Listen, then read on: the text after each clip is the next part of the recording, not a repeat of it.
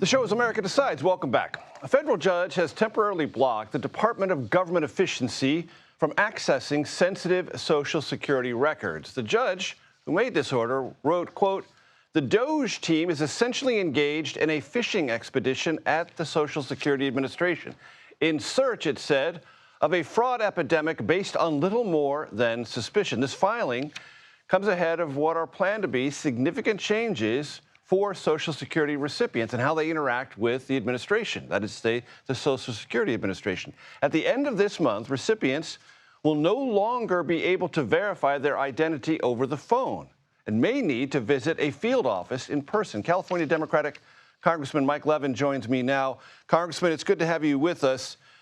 What changes would this make in your district in terms of either the availability of a field office or the requirements that Social Security recipients are now going to have to make to get themselves identified or in the system?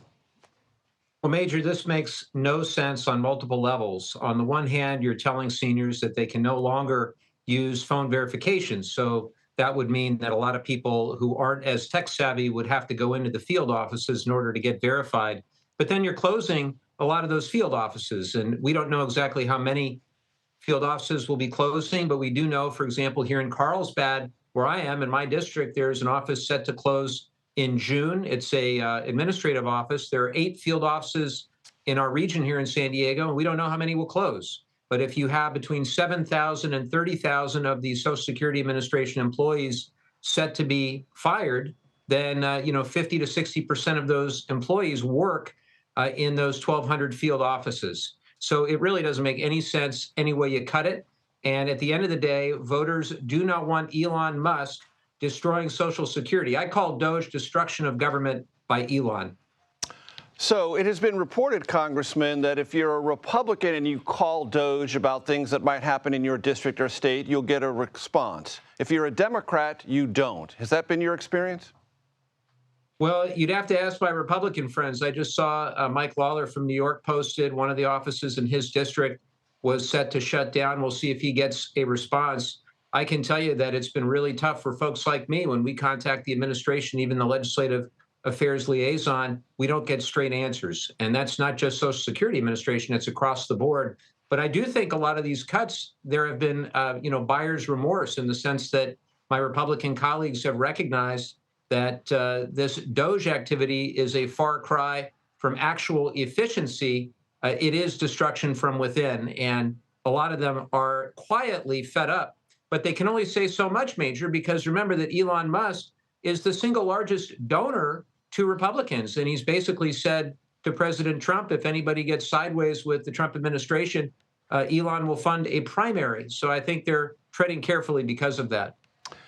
Congressman, it was said by the Senate Minority Leader, Democrat Chuck Schumer out of New York, that he had to, along with other Senate Democrats, go along with the continuing resolution, avoid a government shutdown, because if that had not happened, Elon Musk would have been vastly more empowered to do the kind of things you are now drawing attention to with alarm. Do you buy that argument? I don't, Major, and I understand where Leader Schumer was coming from. In my view, major parts of the government are already shutting down, even without the formal shutdown process having commenced. I'm also concerned that as a result of the continuing resolution, that we have actively, and I say we, those who voted for it, I did not, retroactively validated a lot of what DOGE has been doing and will continue to be doing over the next 6 months. But look, I think that Leader Schumer and Leader Jeffries had a good conversation over the weekend, and based on public reports, it was made clear to Leader Schumer we have a couple more opportunities as congressional Democrats with real leverage. One is the debt ceiling, and another is the reconciliation bill. And we ought to use that leverage. As Speaker Pelosi said, you shouldn't give up something for nothing, and I hope that that message was heard loud and clear. It's across the Capitol, and you don't have a vote, but do you think Leader Schumer should stay the Senate Democratic leader? Well, as your guest just said in your last segment, ultimately it's up to the senators to decide that. We don't like when the Senate noses into the business of the House and vice versa. But I can tell you that there was profound disappointment across the House Democratic caucus, and it surely was not left versus right or anything like that. It was just those of us that think that now is the time to fight versus those that were willing to go along. And these are not normal times. These are not normal circumstances. And I believe that a fight is needed in order to stand up for our values, stand up for the Constitution itself. And I'm on the Appropriations Committee. I care very deeply that Congress has the power of the purse that's being completely steamrolled by Elon Musk and with the willing participation of congressional Republicans. Very quickly, Congressman, 30% of the federal workforce is made up of veterans. There's an effort to bring them into the federal workforce. How is that affecting your district, meaning the cutbacks in the size of that federal workforce?